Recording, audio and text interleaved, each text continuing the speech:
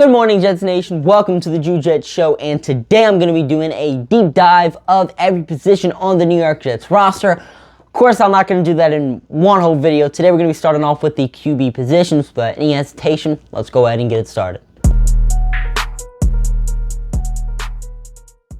So the four quarterbacks on the New York Jets roster include Aaron Rodgers, Zach Wilson, Tim Boyle, and Chris Streveler. The new additions to the room include Aaron Rodgers, who we acquired from Green Bay in a massive trade, and Tim Boyle, who we signed to a one-year deal as an unrestricted free agent.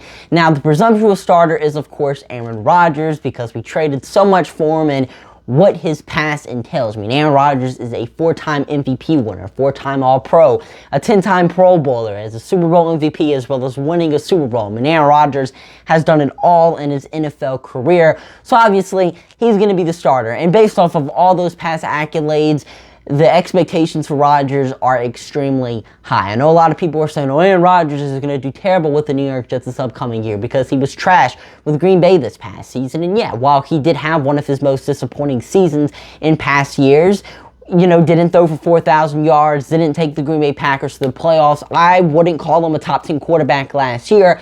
By no means was it a bad year for a quarterback. You also have to look at who he was throwing the ball to last year. He had no real tight end room. The only veteran receivers he had was Sammy Watkins, who got cut halfway through the year, Randall Cobb, who was a backup slot receiver, and Allen Lazard, who was used as the team's wide receiver number one when he's more fit to be a second or third option wide receiver on a team's offense and not the true number one. And the rest of the room were unproven players and rookies. And yeah, first half of the year he wasn't great because none of the weapons were clicking. He didn't really have that firepower, that star power. But in the second half of the year, when the rookies, especially Christian Watson, started to get everything together, whenever Allen Lazard kind of developed more into a role that he was more suited for, we saw Aaron Rodgers start to play like his old self. And now with the New York Jets, a team that has a good wide receiver room, a room that is filled with no rookies expected to make the final 53-man roster, and a ton of veterans, should be enough for Aaron Rodgers to succeed. I mean, you look at what he won back-to-back MVPs with, the wide receiver room he had, it compares very similar to what the New York Jets wide receiver room is right now. Maybe you could say the Jets are better, maybe you could say the Packers are better, but nonetheless, they're two very similar rooms. And that should be enough for the New York Jets to get the job done with Aaron Rodgers. Along with the tight ends we have and the running backs coming out of the backfield, the New York Jets have plenty of options for Aaron Rodgers to throw the ball to and plenty of options for him to succeed with. So Aaron Rodgers should provide the New York Jets with good quarterback play. I'm not going to sit here and say he's going to throw for more than 4,000 yards. Not going to say he's going to make a Pro Bowl, but he should give the New York Jets good QB play and shouldn't cost us games like Zach Wilson, Mike White, and Joe Flacco did last year with the New York Jets. Now, who I think is going to be the backup quarterback this upcoming season. Sadly, I don't think it's going to be Chris Streveler.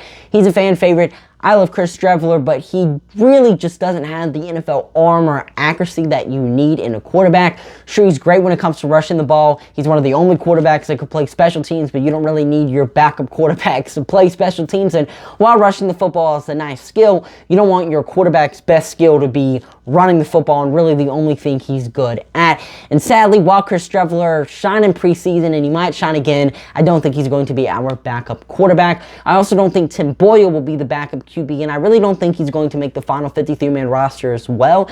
I mean, sure, a lot of Jets fans are rooting for him to be the backup quarterback simply because of how much everyone hates Zach Wilson and think he's public enemy number one. And while he wasn't great last year for the New York Jets, let's not act like Tim Boyle has been a good quarterback throughout his NFL career either. I mean, you ask a ton of people who the worst quarterback in the NFL is, and a lot of people say Tim Boyle. I mean, what the dude has done on the field during his NFL career really hasn't been good. He just has a pure gunslinger mentality, and it's worked out a few times for him in his career, but overall just really hasn't led to good things. And while he's a great teammate, very respected around the league, he's not exactly going to give you the best production on the field. And if the New York Jets were to cut him, I don't think any NFL team is going to be rushing to get their hands on Tim Boyle. We can stash him on the practice squad. So I do feel like Zach Wilson is going to be the New York Jets backup QB. And while he wasn't great for the New York Jets last year, he has shown more in his NFL career than Tim Boyle, Chris Streveler has when it comes to who can win us football games. I mean, Zach Wilson has been a good game manager for the New York Jets in the past and has even elevated this offense's play. Hasn't done it much, but but there have been moments in his career where he has shined and played great football throughout an entire game.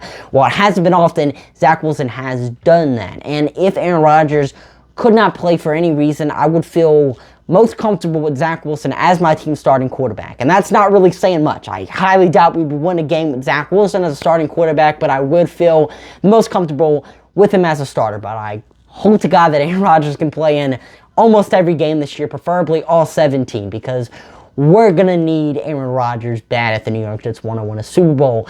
But yeah, that's my expectations for this New York Jets quarterback room in 2023. What are you guys expecting? Comment down below. But I'm your host, Juliet, signing off for now. See you guys later. Peace.